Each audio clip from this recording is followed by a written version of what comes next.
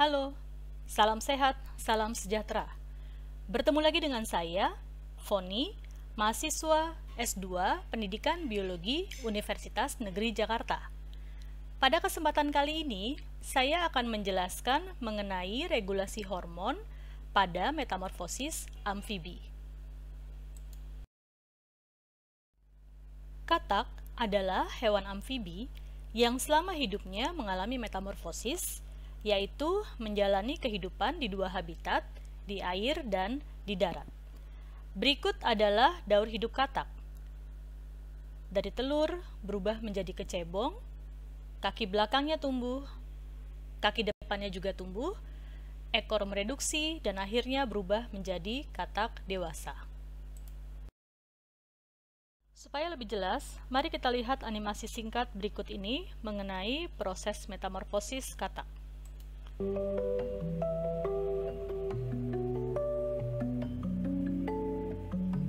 Ini adalah kecebong yang baru menetas dari telur.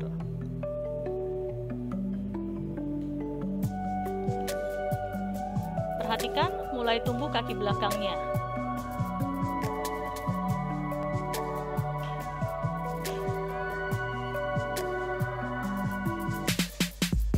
Selanjutnya, pertumbuhan kaki depan di dalam kulit. Pada akhirnya akan keluar.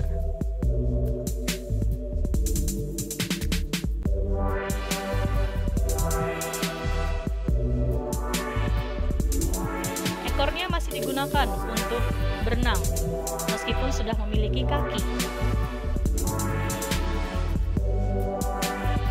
Berikutnya adalah proses untuk mereduksi ekornya.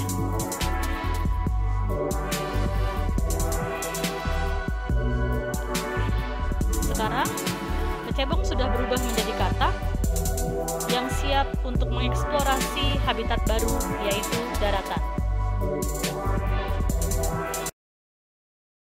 Metamorfosis amfibi melibatkan perubahan berbagai organ. Selain yang tampak pada video tadi, terjadi pula perubahan lain yang tidak tampak seperti pembentukan paru-paru, mereduksinya insang, perubahan fungsi liver dari yang sebelumnya memproduksi amonia menjadi memproduksi urea.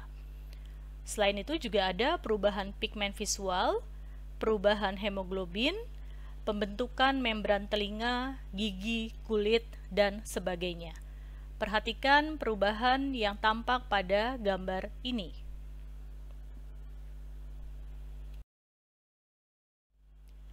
Metamorfosis amfibi diregulasi oleh hormon yang dihasilkan oleh kelenjar tiroid.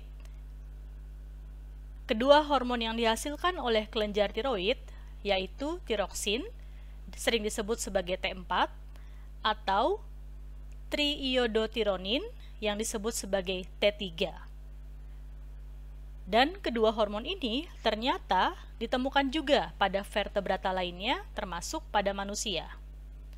Sehingga seorang peneliti, Buchholz, pada tahun 2015 menggunakan metamorfosis katak sebagai model komparasi untuk mempelajari fungsi hormon T3 dan T4 pada manusia. Perhatikan gambar ini. Gambar A, ini adalah hormon kortisol yang terdapat pada manusia, sedangkan kortikosteron yang terdapat pada katak. Keduanya dihasilkan oleh hipotalamus. Gambar B adalah T4 dan T3. Ini adalah struktur kimia dari T4 dan T3. Gambar C adalah perbandingan kadar hormon manusia dan katak. Perhatikan bahwa hormon tiroid meningkat pesat pada saat metamorfosis terjadi.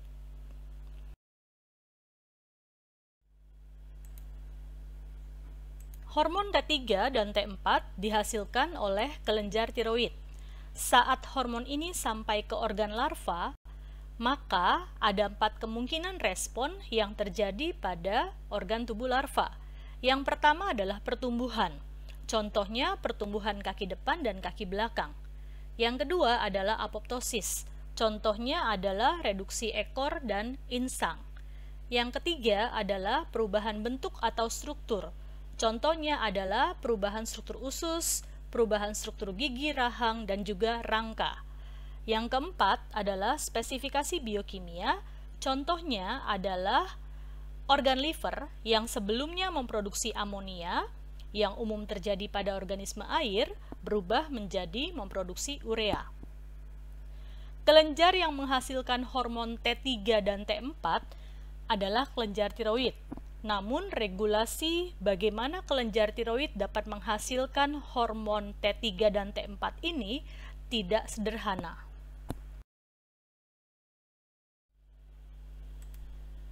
Mari kita pelajari bagaimana regulasi sistem hormon pada metamorfosis katak dengan lebih detail. Regulasi hormon pada vertebrata terjadi dengan mekanisme umpan balik. Gambar ini menunjukkan mekanisme umpan balik dengan 3 urutan. Stimulus dari lingkungan akan dihantarkan oleh organ reseptor kepada otak. Dalam hal ini adalah hipotalamus yang mengatur regulasi hormon. Hipotalamus akan memproduksi neurohormon yang bernama CRH atau kortikosteron yang akan merangsang kelenjar pituitari, tepatnya pada bagian anterior, untuk mengeluarkan hormon TSH atau thyroid stimulating hormone. TSH akan menuju organ target yang berupa kelenjar endokrin lainnya, yaitu kelenjar tiroid. Pada tahap ini disebut sebagai tahap pre-metamorfosis. Kita lihat kembali, hipotalamus mengeluarkan CRH yang akan menuju ke kelenjar pituitari. Pituitari merespon CRH dengan memproduksi TSH. TSH akan menuju kelenjar tiroid. Kelenjar tiroid akan merespon TSH dengan memproduksi T3 dan T4. Nah, tahap ini disebut sebagai prometamorfosis. Selanjutnya, T3 dan T4 akan diedarkan melalui darah menuju ke organ-organ dari larva. Pada tahap metamorfik klimaks ini, organ-organ tubuh larva akan merespon T3 dan T4 dengan melakukan perubahan-perubahan yang sebelumnya sudah dijelaskan. Dengan gambar ini, mari kita lihat kembali bagaimana kontrol dari proses metamorfosis. Kontrol oleh hormon terjadi pada 2 bagian, pada bagian pusat dan pada bagian tepi. Pada bagian pusat, yaitu pada bagian otak, terdapat stimulus dari lingkungan yang menuju ke hipotalamus. Hipotalamus mengeluarkan CRF atau CRH kepada pituitari. Pituitari merespon dengan mengeluarkan TSH, thyroid stimulating hormone. Thyroid stimulating hormone menuju ke tiroid dan tiroid merespon TSH dengan mengeluarkan T3 dan T4. T3 dan T4 akan bekerja di dalam sel-sel larva. T3 akan bisa masuk ke dalam nukleus, kita perhatikan gambar ini, dan nantinya akan mengubah regulasi dari proses sintesis protein. Kita perhatikan di sini. Mekanisme kerja T3 dan T4 sering dijelaskan dengan model threshold.